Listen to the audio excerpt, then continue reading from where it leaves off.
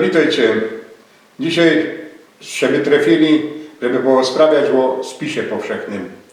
Ja i mój kamrat Andrzej byliśmy przy pierwszym spisie w Polsce, na którym szło deklarować język i narodowość śląską. No, wtedy Andrzej był pełnomocnikiem Ruchu Autonomii Śląska do spraw spisu powszechnego.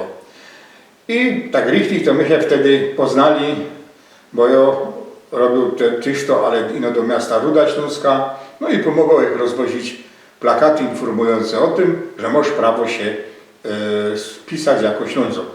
Andrzej, powiedz, jak to było, bo tyś tam od samego początku, ja się tak dopiero włączył, jak to było z tym spisem?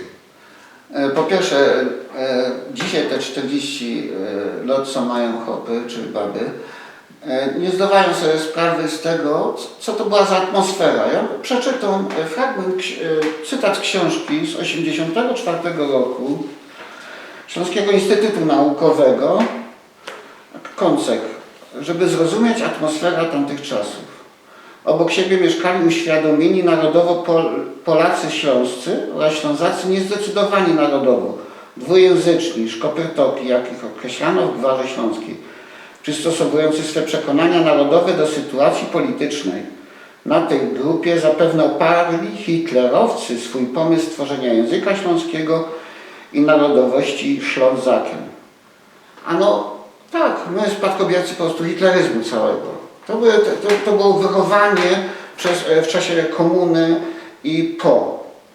I ledwie po prostu 10 lat minęło od tych czasów, trzeba było podjąć akcję spisową.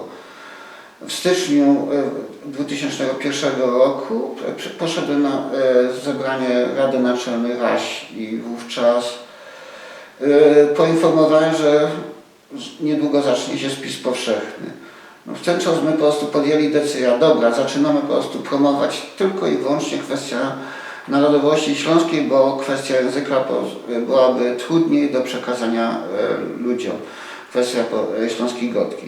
Wówczas zawiązał się w ogóle taki społeczny komitet i ja został pełnomocnikiem od spraw spisu wyborczego.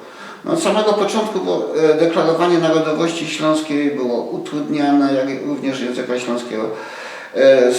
Rachmistrze wpisywali, jeśli już przymuszenie wpisywali to tym bleisztyftem, ołówkiem, żeby potem wziąć i to wszystko wymazać. Wszystko to trwało do momentu, kiedy pojechaliśmy na spotkanie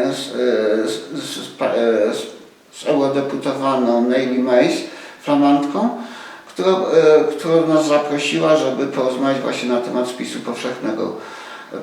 Pojechał ten Grzesiek Kozubek, który umiał po angielsku, Peter Długosz po niemiecku, no i ja pojechał jako szef tego po prostu tej grupki, żeby to wyklarować. I w Berlinie my ta sprawa w zasadzie załatwili, gdyż po powrocie do Polski, na Śląsk, po naszym powrocie, prezydent Kwaśniewski udał się do Brukseli, bo Polska przygotowywała się wówczas do przystąpienia do Unii Europejskiej. Wystąpił w Parlamencie Europejskim, a po nim zaraz wystąpiła Neili Mays i zwróciła uwagę, że w Polsce jest niemożliwe deklarowanie narodowości śląskiej, języka śląskiego, że chce się zafałszować spis powszechny. No ale to już połowę spisu minęło i od tego momentu w zasadzie po przyjeździe prezydenta Kwaśniewskiego do Polski już można było z mniejszymi problemami deklarować narodowość i język śląski. No myśmy wówczas nie mieli za dużo, nie było mediów społecznościowych, nie szło tego tak przekazywać, jak wówczas robiliśmy takie naklejki, masz prawo deklarować narodowość śląską, plakaty były, jeszcze banerów w ogóle też wtedy nie były tak powszechne. To ta akcja spisowa zaangażowało się szereg osób, wynik tam uzyskany, jak na tamte czasy to był po prostu rewelacyjny, wszyscy byli zdziwieni. Ale tu również trzeba pamiętać o naukowcach, którzy podjęli ten trud, bo oni w takiej atmosferze, to co przed chwilą czytał, pracowali na uczelniach, gdzie właśnie z hitleryzmem się Ślązaków równało. właśnie profesor, godą dzisiejsze tytuły, profesor Joanna Ostropowicz, profesor Sławomir Sokół, doktor habilitowany Tomasz Kamusela, doktor Gorzelik i profesor Grajner, oni wydali wówczas apel do Ślązaków, żeby deklarowali narodowość Śląska.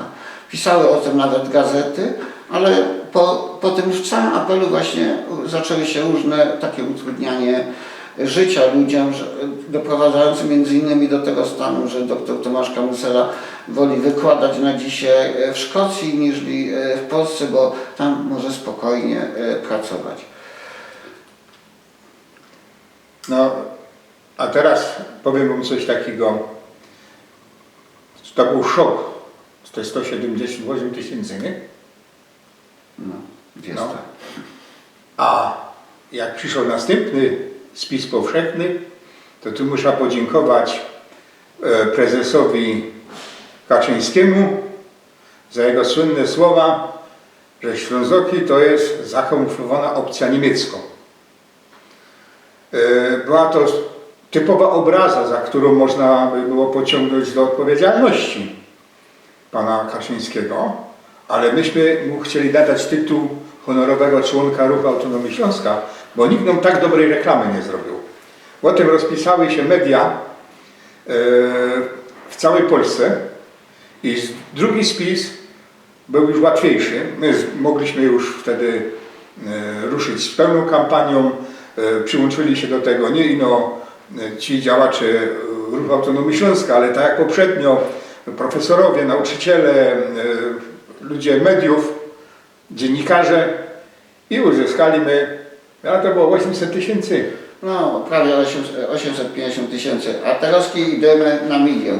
Śląsko-sztama została zawiązana, bez te wszystkie ferajne rozmaite śląskie i już się akcja spisowa napoczła. Tutaj chociażby założyciel Rasiu, Rudy Kołodziejczyk z Pawłem Helisem taką broszurę wydali. Spis powszechny, a deklaracja o używaniu języka śląskiego.